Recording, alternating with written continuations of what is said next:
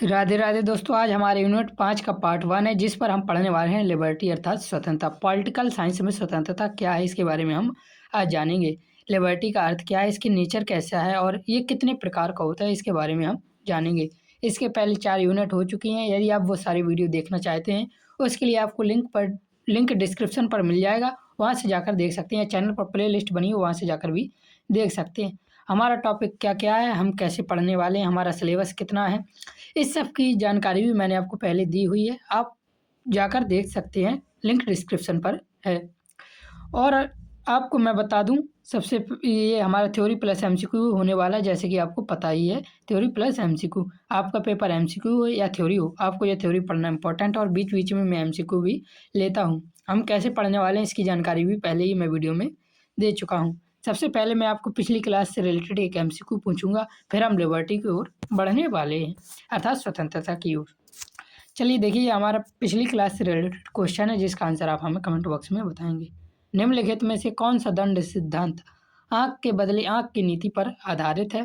प्रतिशोधात्मक सिद्धांत, सुधारात्मक सिद्धांत, निवारणात्मक सिद्धांत या आदर्शवादी सिद्धांत? इसका आंसर आप हमें कमेंट में जरूर बताइए। अब हम देखते हैं स्वतंत्रता अर्थात लिबर्टी का इंट्रोडक्शन। स्वतंत्रता राजनीति विज्ञान की सबसे महत्वपूर्ण अवधारणाओं में से एक है। मनुष्य स्वभाव से स्वतंत्र रहना चाहता है। वह अपने विचारों, कार्यों और जीवन के निर्णय को स्वयं लेना चाहता है, परंतु समाज में रहते हुए पूर्ण स्वतंत्रता संभव नहीं होती है। हम सभी मनुष्य क्या चाहते हैं? हम अपने विचारों, कार्यों और जीवन के निर्णय को स्वयं लेना चाहते हैं, किंतु हम समाज में हैं तो कुछ समाज की बंदिशों भी होती हैं, इसलिए पूर्ण स्वतंत्रता संभव नहीं होती, क्योंकि प्रत्येक व्यक्ति की स्वतंत्रता दूसरों की स्वतंत्रता से जुड़ी होती है। इसलिए स्वतंत्रता का अर्थ अराजकता से नहीं, बल्कि ऐसी स्थिति सी है जिसमें व्यक्ति अपनी क्षमताओं का विकास कर सके और दूसरों की स्वतंत्रता को हानि पहुंचाए बिना जीवन जी सके। अर्थात व्यक्ति की ऐसी स्वतंत्रता जिससे किसी अन्य व्यक्ति को कोई परेशानी ना हो, उसे ही हम क्या कहते हैं? पॉलिटिकल साइंस में स्वतंत्रता कहते हैं। आगे देखिए, आप देखते हैं स्वतंत्रता का अर्थ कहाँ से, स्वतंत्रता शब्द कहाँ से आया। स्वतंत्रता शब्द अंग्रेजी के लिबर्टी से लिया गया है, जिसकी उत्पत्ति लैटिन भाषा के लीवर से हुई है। याद रखना, क्वेश्चन यहाँ से सबसे ज़्यादा इंपॉर्टेंट एमसीक्यू पूछा जाता है। लिबर्टी शब्द किस भाषा से उत्पत्ति हुआ है? तो लैटिन भाषा से इसकी उत्पत्ति हुई है। किस शब्द से हुई है? तो लीवर शब्द से हुई है। लीवर का शाब्दिक अर्थ होता है बंधन का अभाव अर्थात स्वतंत्र होना, बंधन का अभाव होना अर्थात वहाँ बंधन न होना। प्रारंभिक अर्थ में स्वतंत्रता का अर्थ था किसी प्रकार की रोक टोक या प्रतिबंध का न होना, परंतु आधुनिक राजनीतिक चिंतन में यह अर्थ पर्याप्त नहीं माना जाता। यदि पूर्ण व प्रतिबंधहीनता हो तो समाज में अराजकता फैल सकती है। अर्थात इसके कहने का मतलब ये है, यदि एक व्यक्ति पूर्ण रूप से स्वतंत्र हो जाए तो इस प्रकार समाज में अराजकता फैल सकती है, क्योंकि हर व्यक्ति अपने मनमाने ढंग से चलने लगेगा। अतः स्वतंत्रता का सही अर्थ है उचित और न्यायपूर्ण सीमाओं के भीतर कार्य करने की स्वतंत्रता। अब देखिए, यहाँ से दी हुई है स्वतंत्रता की परिभाषा, डेफिनेशन ऑफ लिबर्टी। प्रसिद्ध राजनीतिक विचारक अर्नेस्ट बार्कर के अनुसार, याद रखना नाम इंपॉर्टेंट है, पेपर में पूछा जा सकता है। स्वतंत्रता का सिद्धांत यह बताता है कि व्यक्ति को एक स्वतंत्र और नैतिक मानव के रूप में देखा जाना चाहिए। उसे अपनी क्षमताओं का विकास करने का अवसर मिलना चाहिए और उसे वे अधिकार दिए जाने चाहिए जिनके बिना उसका विकास संभव नहीं है। इस परिभाषा में स्वतंत्रता को केवल प्रतिबंधों के अभाव के रूप में नहीं, बल्कि व्यक्तित्व के विकास के साधन के रूप में देखा गया है। तो अर्नेस्ट बार्कर के अनुसार क्या था? क्षमताओं के विकास करने का अवसर मिलना चाहिए एक सामान्य मनुष्य को, और हर मनुष्य को उसे अधिकार दिए जाना चाहिए ताकि वह बिना किसी उसका विकास संभव बन सके। तो इस प्रकार से स्वतंत्रता की परिभाषा किसने दी थी? अर्नेस्ट बार्कर ने दी हुई थी। आगे देखिए, दिया हुआ स्वतंत्रता का स्वरूप, नेचर ऑफ लिबर्टी। स्वतंत्रता को सही स्वरूप को समझना आवश्यक है। तो सबसे पहला स्वरूप है स्वतंत्रता का अर्थ असीमितता नहीं, अर्थात कोई भी स्वतंत्रता पूर्ण या निरंकुश नहीं हो सकती। यदि हर व्यक्ति को पूर्ण स्वतंत्रता मिल जाए तो वह दूसरों के अधिकारों का हनन कर सकता है, अर्थात वह दूसरे के अधिकारों को छीन सकता है। तो हमारे संविधान में दूसरे को अधिकारों को छीनने की स्वतंत्रता नहीं है। हम इस प्रकार से स्वतंत्र हैं कि दूसरों की स्वतंत्रता को हानि पहुंचाए बिना हम अपने विकास कर सकें। आगे देखिए, दिया हुआ है स्वतंत्रता और कानूनी विरोध नहीं, अक्सर यह भ्रम होता है कि कानून स्वतंत्रता के विरोधी है, परंतु वास्तविकता यह है कि कानून स्वतंत्रता की रक्षा करते हैं। अर्थात हमारे देश में जो कानून बने हैं वह क्या करते हैं, स्वतंत्रता की रक्षा करते हैं, वह स्वतंत्रता के विरोधी नहीं है। यदि कानून ना हो तो शक्तिशाली व्यक्ति कमजोर की स्वतंत्रता छीन सकता है। इसलिए कानून स्वतंत्रता को सीमित नहीं करते बल्कि उसे सुरक्षित बनाते हैं। अगला हमारा दिया है स्वतंत्रता सामाजिक है, अर्थात स्वतंत्रता केवल व्यक्तिगत नहीं होती वह बल्कि सामाजिक संदर्भ में समझी जाती है। व्यक्ति समाज में रहकर ही स्वतंत्रता का उपभोग कर सकता है।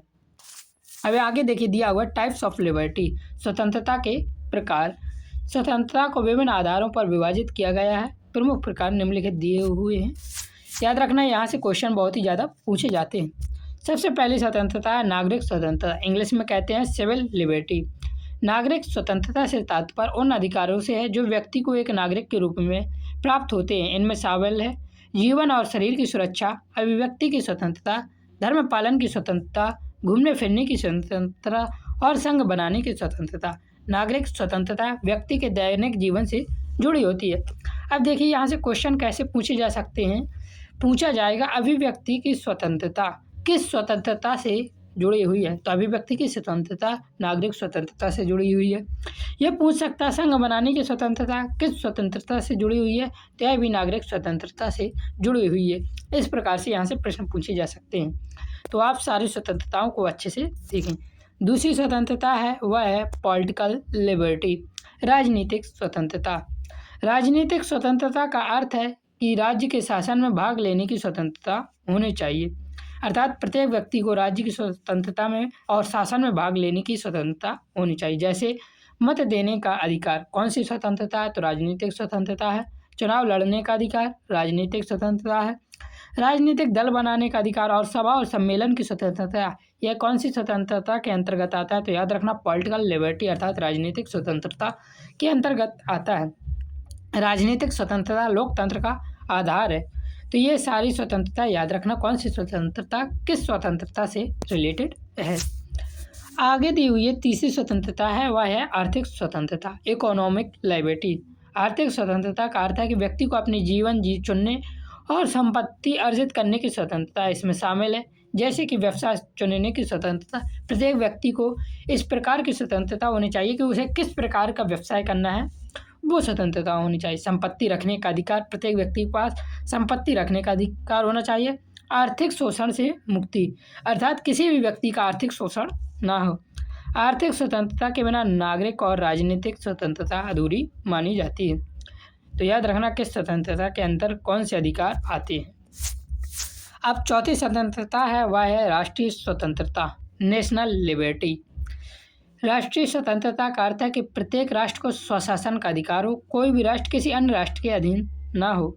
राष्ट्रीय स्वतंत्रता स्वतंत्र राष्ट्र के अस्तित्व की पहचान है, अर्थात एक देश किसी दूसरे देश का गुलाम नहीं होना चाहिए। इसका कहने का सीधे सीधे तात्पर्य यह है।